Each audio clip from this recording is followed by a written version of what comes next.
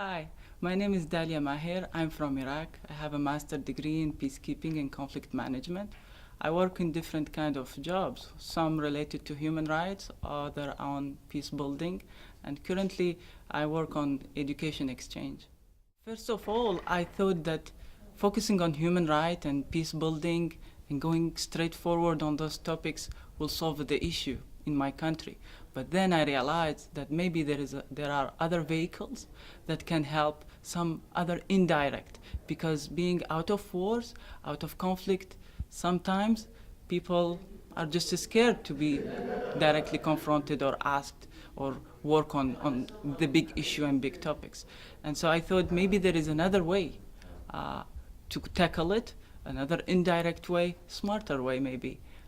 And so I thought about cultural diplomacy because at the end of the day, the whole problem was about differences and not understanding each other. Cultural diplomacy is such an extraordinary vehicle and yet a very old one, I think, used since ages to connect people and to introduce themselves. I see it as creating a world of friends instead of creating worlds of, people, mentors, teachers, and students. When we deal with cultural diplomacy is that we acknowledge first that we are all the same, we are all equal, and we are just getting to know each other. So for me, cultural diplomacy is about knowing the other and knowing those things that you think are ambiguous, are strange, and the things that you fear the most. So when you fear the other, when you think the other are strange and have are different than you, it's only that moment that when you realize that you are all the same and that strange thing are not strange anymore. It's just that the way that they are, that you start to understand and have more trust. For my country, Iraq, many of you know very well that each time Iraq is mentioned, the image of war and violence come to mind. And cultural diplomacy is one way to correct those perceptions about my country. Yes, we have war, and yes, we have been into a lot, but there is the other side of that country that is not well known by others. Just because media focus on bad news doesn't mean that there is no good news.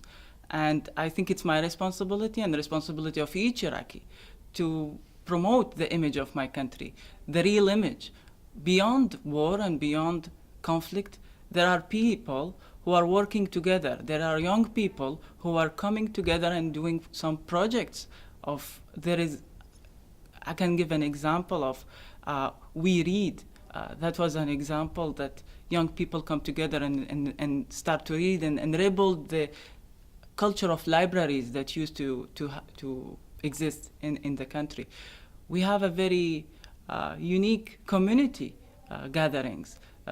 During festivals, all people come together and they feel very much empowered by that sense of being together and community. Some beautiful things about folklore that we also have, however, it's not the interest maybe of the media. So it's the role of people to promote it, to show it to the others, and to say, we are just the people who went through this, and this is who we are, and if we can be friends in the future, that will be great. If not, this is who we are.